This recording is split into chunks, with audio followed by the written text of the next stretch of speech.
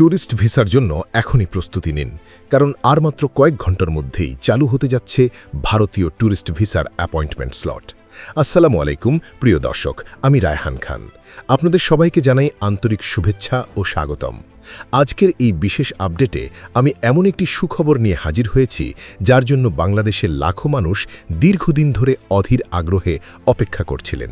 যারা পরিবার নিয়ে ভারতে ভ্রমণের পরিকল্পনা করেছিলেন, যারা বন্ধুদের সঙ্গে একটি সুন্দর ট্যুর দিতে চেয়েছিলেন, কিংবা যারা দীর্ঘদিন ধরে ভারতের বিভিন্ন পর্যটন এলাকা ঘুরে দেখার স্বপ্ন দেখছিলেন, তাদের জন্য আজকের এই সংবাদ সত্যি অনেক বড় স্বস্তির খবর। দীর্ঘ অপেক্ষা, নানা ধরনের গুঞ্জন, অসংখ্য জল্পনা কল্পনার পর অবশেষে ভারতীয় ট্যুরিস্ট ভিসা পুনরায় চালুর আনুষ্ঠানিক ঘোষণা এসেছে। ভারতীয় ভিসা সংক্রান্ত অফিসিয়াল সোর্স থেকে প্রকাশিত সর্বশেষ নোটিশ অনুযায়ী আগামী ২৮ জুন ২০২৬ তারিখ থেকে বাংলাদেশি নাগরিকদের জন্য আবারও ট্যুরিস্ট ভিসার কার্যক্রম শুরু হতে যাচ্ছে।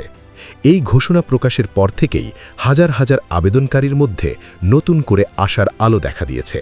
যারা এতদিন প্রতিদিন ভিসার আপডেট খুঁজেছেন, বিভিন্ন ফেসবুক গ্রুপে পোস্ট করেছেন, ইউটিউব ভিডিও দেখেছেন কিংবা ভিসা অফিসে যোগাযোগ করেছেন, তাদের জন্য এটি নিঃসন্দেহে একটি আনন্দের সংবাদ।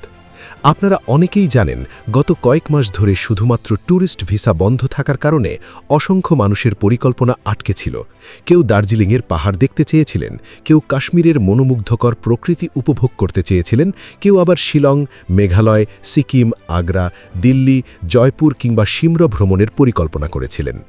অনেক পরিবার তাদের সন্তানদের নিয়ে ছুটির সময় ভারতে বেড়াতে যাওয়ার প্রস্তুতি নিয়েছিলেন, কিন্তু ভিসা বন্ধ থাকায় সেই পরিকল্পনাগুলো বাস্তবায়ন করা সম্ভব হয়নি। এখন সেই দীর্ঘ প্রতীক্ষার অবসান ঘটতে যাচ্ছে। ভারতের নতুন সিদ্ধান্ত অনুযায়ী শুধু ঢাকায় নয়, দেশের বিভিন্ন বিভাগীয় শহরে অবস্থিত ভারতীয় সহকারী হাই কমিশনের আওতাধীন ভিসা আবেদন কেন্দ্রগুলো থেকেও পর্যায়ক্রমে ট্যুরিস্ট ভিসার আবেদন গ্রহণ করা হবে। ফলে আবেদনকারীদের জন্য পুরো প্রক্রিয়া আগের তুলনায় অনেক বেশি সহজ এবং সুবিধাজনক হয়ে উঠবে। যারা চট্টগ্রাম, রাজশাহী, খুলনা, সিলেট, বরিশাল, রংপুর কিংবা ময়মনসিংহ বিভাগের বিভিন্ন জেলা থেকে আবেদন করবেন, তাদের অনেকেরই আর অপ্রয়োজনীয়ভাবে ঢাকায় আসতে হবে না।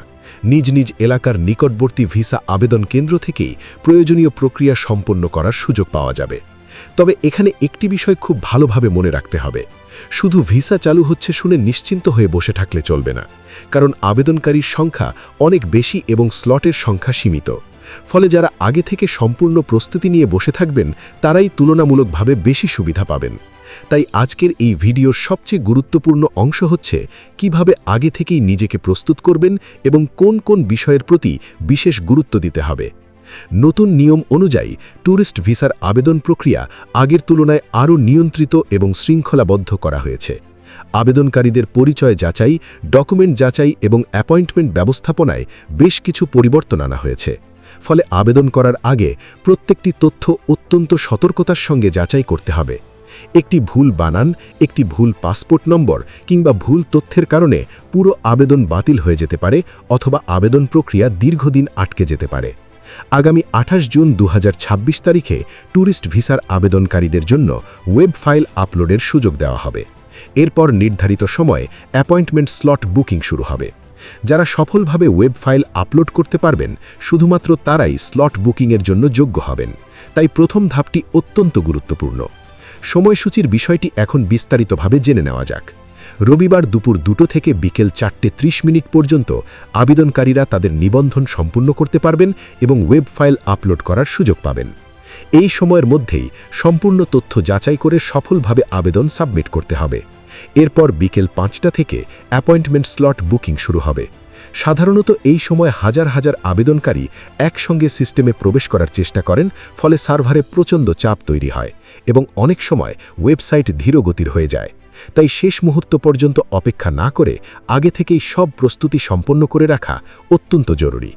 সবচেয়ে ভালো হয় যদি আপনারা আজকেই ভিসা আবেদন ফর্ম পূরণ করে রাখেন। আবেদন ফর্ম পূরণের সময় পাসপোর্টে যেভাবে নাম লেখা আছে ঠিক সেভাবেই লিখবেন। নামের বানানের সামান্য পার্থক্য থাকলেও পরে সমস্যা হতে পারে। জন্ম তারিখ, পাসপোর্ট নম্বর, পাসপোর্ট ইস্যু ও মেয়াদ শেষ হওয়ার তারিখ, ঠিকানা, মোবাইল নম্বর এবং ইমেল ঠিকানা বারবার মিলিয়ে দেখবেন, কারণ ভুল তথ্য দিলে সংশোধনের সুযোগ সবসময় পাওয়া যায় না। এছাড়াও আগে থেকেই সব ধরনের প্রয়োজনীয় কাগজপত্র স্ক্যান করে প্রস্তুত রাখবেন, যেমন মূল পাসপোর্ট, জাতীয় পরিচয়পত্র অথবা জন্ম নিবন্ধন, সাম্প্রতিক তোলা পাসপোর্ট সাইজ ছবি, পেশার প্রমাণপত্র, প্রয়োজন হলে bank statement, travel plan, hotel booking কিংবা অন্যান্য সহায়ক কাগজপত্র। যেসব ডকুমেন্ট আপলোড করতে হবে সেগুলোর ফাইল সাইজ এবং ফরম্যাটও আগে থেকে যাচাই করে রাখবেন, যাতে আপলোডের সময় কোনো সমস্যা না হয়। অনেক আবেদনকারী একটি বড় ভুল করেন। তারা মনে করেন স্লট ওপেন হওয়ার পর তখন বসে ফর্ম পূরণ করলেও সময় পাওয়া যাবে। বাস্তবে এটি অত্যন্ত ঝুঁকিপূর্ণ সিদ্ধান্ত, কারণ স্লট ওপেন হওয়ার কয়েক মিনিটের মধ্যেই হাজার হাজার আবেদনকারী একসঙ্গে সিস্টেমে প্রবেশ করেন। তখন নতুন করে ফর্ম পূরণ করতে গেলে মূল্যবান সময় নষ্ট হয় এবং অনেক ক্ষেত্রে স্লট শেষ হয়ে যায়। তাই আগে থেকেই সব প্রস্তুত রাখা সবচেয়ে বুদ্ধিমানের কাজ। ইন্টারনেট সংযোগের বিষয়টিও অত্যন্ত গুরুত্বপূর্ণ। সম্ভব হলে ব্রডব্যান্ড এবং মোবাইল ডেটা দুটি সংযোগই প্রস্তুত রাখবেন। যদি একটি সংযোগে সমস্যা দেখা দেয় তাহলে সঙ্গে সঙ্গে অন্য সংযোগ ব্যবহার করতে পারবেন। পাশাপাশি একটি ভালো কম্পিউটার অথবা দ্রুতগতির স্মার্টফোন ব্যবহার করার চেষ্টা করবেন। ব্রাউজারের ক্যাশ পরিষ্কার করে রাখবেন এবং একাধিক ট্যাব অপ্রয়োজনীয়ভাবে খোলা রাখবেন না। এতে ব্রাউজার দ্রুত কাজ করবে। এখন আসি সবচেয়ে গুরুত্বপূর্ণ বিষয়, অর্থাৎ পেমেন্ট প্রসঙ্গে। স্লট বুকিংয়ের সময় অত্যন্ত দ্রুত পেমেন্ট সম্পন্ন করতে হয়। তাই আগে থেকেই বিকাশ, নগদ অথবা নির্ধারিত মোবাইল ব্যাংকিং অ্যাকাউন্টে পর্যাপ্ত ব্যালেন্স নিশ্চিত করে রাখবেন। শুধু ভিসা ফি নয়, অতিরিক্ত সার্ভিস চার্জ কিংবা ট্রানজ্যাকশন চার্জের বিষয়টিও মাথায় রাখবেন। অনেক আবেদনকারী শেষ মুহূর্তে ব্যালেন্স কম থাকার কারণে পেমেন্ট সম্পূর্ণ করতে পারেন না এবং স্লট হারিয়ে ফেলেন। আমার অনেকের পিন নম্বর মনে থাকে না অথবা ওটিপি পেতে দেরি হয়। এসব ছোট ছোট বিষয়ই বড় ক্ষতির কারণ হতে পারে। যারা পরিবারের একাধিক সদস্যের জন্য একসঙ্গে আবেদন করবেন তারা প্রত্যেকের আলাদা আলাদা ডকুমেন্ট আগে থেকেই গুছিয়ে রাখবেন।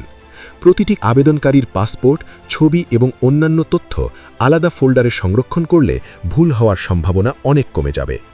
আরেকটি বিষয় বিশেষভাবে মনে রাখবেন, কোনো ধরনের দালাল কিংবা অবিশ্বস্ত ব্যক্তির প্রলোভনে পড়বেন না। অনেকেই অতিরিক্ত টাকার বিনিময়ে নিশ্চিত স্লট দেওয়ার দাবি করে থাকেন। বাস্তবে এ ধরনের প্রতিশ্রুতির কোনো নিশ্চয়তা নেই। সবসময় অফিসিয়াল নিয়ম মেনে আবেদন করুন এবং নিজের তথ্য নিজেই যাচাই করে সাবমিট করুন। এতে প্রতারণার ঝুঁকি অনেক কম থাকবে। যদি কোনো কারণে প্রথম দিন স্লট না পান তাহলে হতাশ হওয়ার কোনো কারণ নেই। নিয়মিত অফিসিয়াল আপডেট অনুসরণ করুন। প্রয়োজনে পরবর্তী স্লট প্রকাশের সময় আবার চেষ্টা করুন। ধৈর্য ধরে নিয়ম অনুযায়ী আবেদন করলে সফল হওয়ার সম্ভাবনা অনেক বেশি থাকে। যারা ইতিমধ্যে ভারতের ভ্রমণ পরিকল্পনা করে রেখেছেন তারা এখন থেকেই সম্ভাব্য ভ্রমণসূচি তৈরি করে রাখতে পারেন।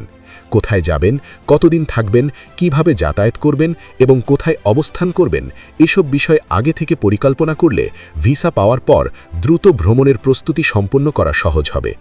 আমরা আপনাদের জন্য ভবিষ্যতেও ভারতীয় visa, medical visa, tourist visa, student visa, business visa এবং অন্যান্য গুরুত্বপূর্ণ আন্তর্জাতিক ভিসা সংক্রান্ত নির্ভুল ও সর্বশেষ তথ্য নিয়ে নিয়মিত হাজির হব। তাই যারা এখনও আমাদের সঙ্গে যুক্ত হননি তারা নিয়মিত আমাদের আপডেট অনুসরণ করুন যাতে কোনো গুরুত্বপূর্ণ তথ্য মিস না হয়। সবশেষে আবারও মনে করিয়ে দিচ্ছি, সময় খুবই সীমিত। এখনই আপনার আবেদন ফর্ম পূরণ করে রাখুন, প্রয়োজনীয় সব কাগজপত্র প্রস্তুত করুন, ইন্টারনেট সংযোগ নিশ্চিত করুন, মোবাইল ব্যাংকিং অ্যাকাউন্টে পর্যাপ্ত ব্যালেন্স রাখুন এবং নির্ধারিত সময়ের আগেই সম্পূর্ণ প্রস্তুত হয়ে বসুন। সামান্য অসাবধানতার কারণে বহু প্রতীক্ষিত সুযোগটি হাতছাড়া করবেন না। আপনাদের প্রত্যেকের আবেদন সফল হোক, খুব দ্রুত আপনারা কাঙ্ক্ষিত ট্যুরিস্ট ভিসা হাতে পান এবং পরিবার নিয়ে নিরাপদ, আনন্দময় ও স্মরণীয় ভারত ভ্রমণ করতে পারেন সেই আন্তরিক শুভকামনা জানিয়ে আজকের এই বিশেষ আপডেট এখানেই শেষ করছি। সবাই ভালো থাকবেন, সুস্থ থাকবেন এবং নিয়মিত আমাদের সঙ্গে যুক্ত থাকবেন। আল্লাহ হাফেজ।